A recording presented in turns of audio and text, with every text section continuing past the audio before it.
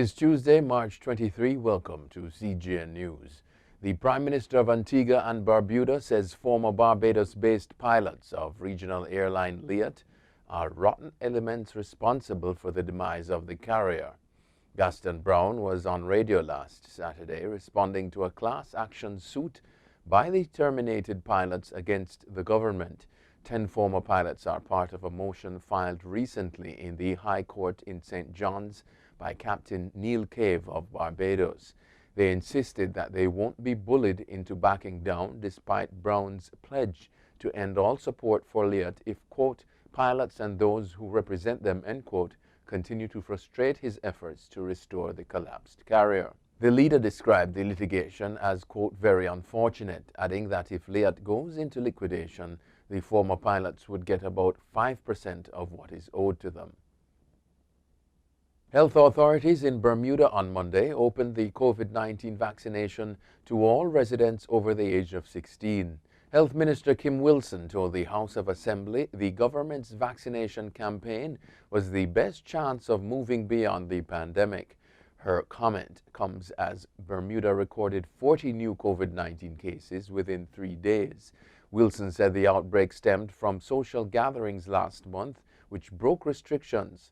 Unlike similar outbreaks in November and December linked to 3 events at 2 venues in one weekend, the surge in new cases was, quote, almost all linked to a more contagious UK variant of COVID-19. Minister Wilson said it was spreading among a noticeably younger demographic. Several Caribbean nationals were nabbed in a suspected human smuggling venture off the coast of South Florida. U.S. Coast Guard officials say 7 Jamaicans, 2 Bahamians, 2 Haitians, and 4 persons from the Dominican Republic were held last Wednesday near West Palm Beach. Officials said a Coast Guard station was notified of the suspected smuggling vessel at about 12:20 a.m. Some passengers were brought ashore for further investigation, while the others were repatriated to Bahamas Friday, the Coast Guard said in a statement. Since October 1, 2020, the U.S. Coast Guard said crews have interdicted 78 Bahamians, 8 Jamaicans, 182 Haitians, and 194 persons from the Dominican Republic. The Biden administration says it will open additional facilities for migrants after images from a detention center in Texas showed children huddled together in crowded makeshift rooms. The Texas site, a government-run tent city in Donna at the U.S.-Mexico border, is reportedly housing 1,000 people.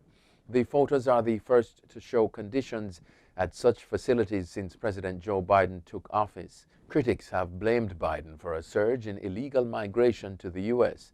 Since taking office in January, Biden has removed some of the restrictions for those entering the U.S. introduced by his predecessor Donald Trump, including reversing the unaccompanied minor policy. The Biden administration said last week that conditions at some facilities were, quote, not acceptable. African leaders on Monday paid tribute to Tanzania's late President John Magufuli, who leaves a complex legacy following his sudden death. Thousands of mourners lined the streets of the capital Dodoma as the motorcade arrived on the 3rd day that Magufuli's body has been lying in state.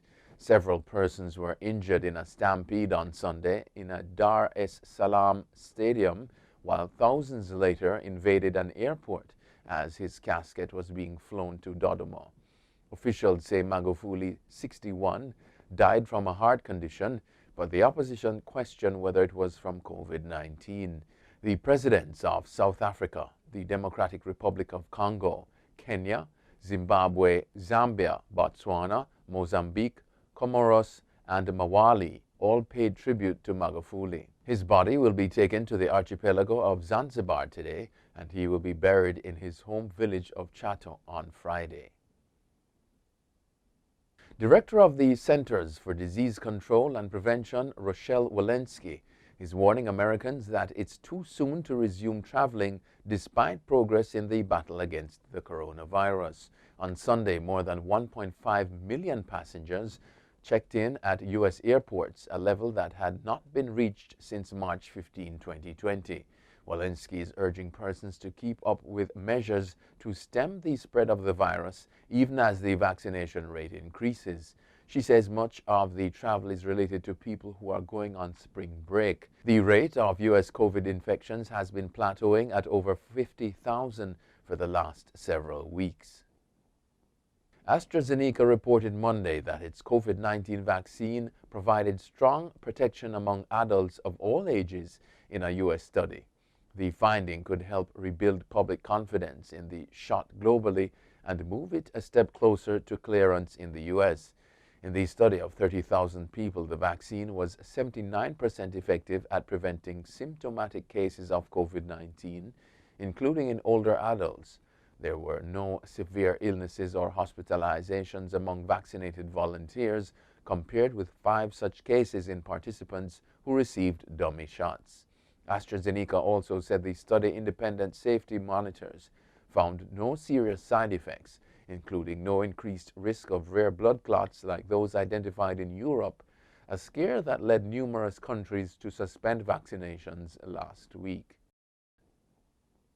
The crisis engulfing Australia's politics has continued to grow following the emergence of videos showing staff members performing sex acts in Parliament, leading to one senior aide being fired. One video showed the aide performing a sex act on a female MP's desk, the BBC reported.